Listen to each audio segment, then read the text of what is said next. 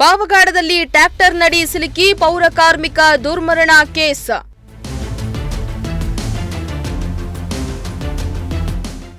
ನ್ಯಾಯಕ್ಕಾಗಿ ತಹಸೀಲ್ದಾರ್ ಕಚೇರಿ ಮುಂದೆ ಪ್ರತಿಭಟನೆ.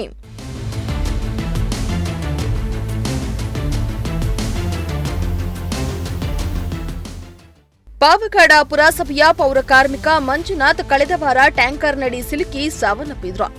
ಈ ಘಟನೆ ಸಂಬಂಧ ನ್ಯಾಯಕ್ಕಾಗಿ ಇಂದು ಸಫಾಯಿ ಕರ್ಮಚಾರಿ ಕಾವಲಿ ಸಮಿತಿ ವತಿಯಿಂದ ಪ್ರತಿಭಟನೆ ನಡೆಸಿ ಆಕ್ರೋಶ ಹೊರಹಾಕಿದ್ರು.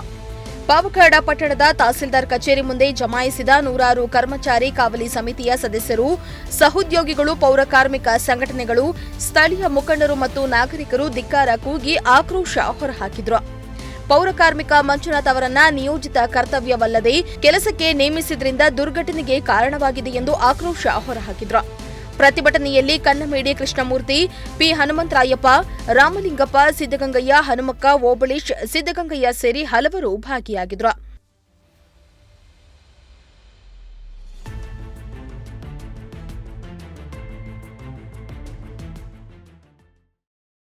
ಇನ್ನು ಅಪಘಾತದಲ್ಲಿ ಮೃತಪಟ್ಟ ಪೌರ ಕಾರ್ಮಿಕ ಮಂಜುನಾಥ ಸಾವಿಗೆ ನ್ಯಾಯ ದೊರಕಲೇಬೇಕು ಎಂಬ ಘೋಷಣೆಗಳನ್ನು ಕೂಗಿ ಸಂಬಂಧಿತ ಅಧಿಕಾರಿಗಳ ವಿರುದ್ಧ ತಕ್ಷಣ ಕ್ರಮ ಕೈಗೊಳ್ಳುವಂತೆ ಒತ್ತಾಯಿಸಿದ್ರು. ಈ ವೇಳೆ ಮಾತನಾಡಿದ ಸಫಾಯಿ ಕರ್ಮಚಾರಿಗಳ ರಾಜ್ಯ ಸಂಚಾಲಕರಾದ ಡಾ ಕೆಬಿ ಓಬಳೇಶ್, ಪಾವಗಡ ಪುರಸಭೆಯು ಪೌರ ಕಾರ್ಮಿಕ ಮಂಜುನಾಥ್ ಅವರನ್ನ ನಿಯೋಜಿತ ಕರ್ತವ್ಯವಲ್ಲದ ಕೆಲಸಕ್ಕೆ ನೇಮಿಸಿಕೊಂಡಿರುವುದರಿಂದ ದುರ್ಘಟನೆಗೆ ಕಾರಣವಾಗಿದೆ ಎಂದು ಆಕ್ರೋಶ ವ್ಯಕ್ತಪಡಿಸಿದ್ರು. ಅಲ್ಲದೆ ಕೂಡಲೇ ಕಠಿಣ ಕ್ರಮ ಕೈಗೊಳ್ಳುವಂತೆ ಆಗ್ರಹಿಸಿದ್ದಾರೆ.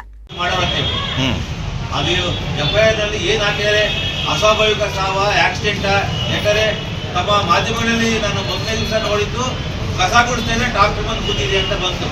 ನಾನು ಅದಕ್ಕೆ ಹಿಂದಿನ ದಿವಸನೇ ಮಾಧ್ಯಮದಲ್ಲಿ ಹೇಳಿದ್ದೆ, ಇದು ಹಂಗಲ್ಲ, ಇದು ಅವರು ಕೆಲಸ ಮಾಡ್ತಾರಲ್ಲ, ಬೆಳಿಗ್ಗೆ ಒಂದು ಅಟೆಂಡೆನ್ಸ್ ಹಾಕಿ ಕೆಲಸ ಮಾಡಿ ಬೆಳಿಗ್ಗೆ 10:30 ಟಿಫನ್ ಮಾಡಿ ಅವನು ಹೋಗ್ತಾ ಇರ್ಬೇಕಾದ್ರೆ ಪೊಲೀಸ್ನವ್ರು ಕರ್ಕೊಂಡು ಆ ಕೆಲಸ ಮಾಡಿಸಿದ್ದಾರೆ.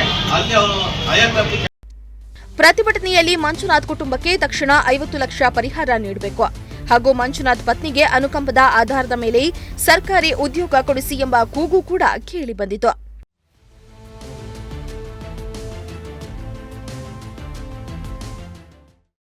ಇಮ್ರಾನುಲ್ಲಾ, ಪ್ರಜಾಶಕ್ತಿ ಟಿವಿ, ಪಾವಗಡ.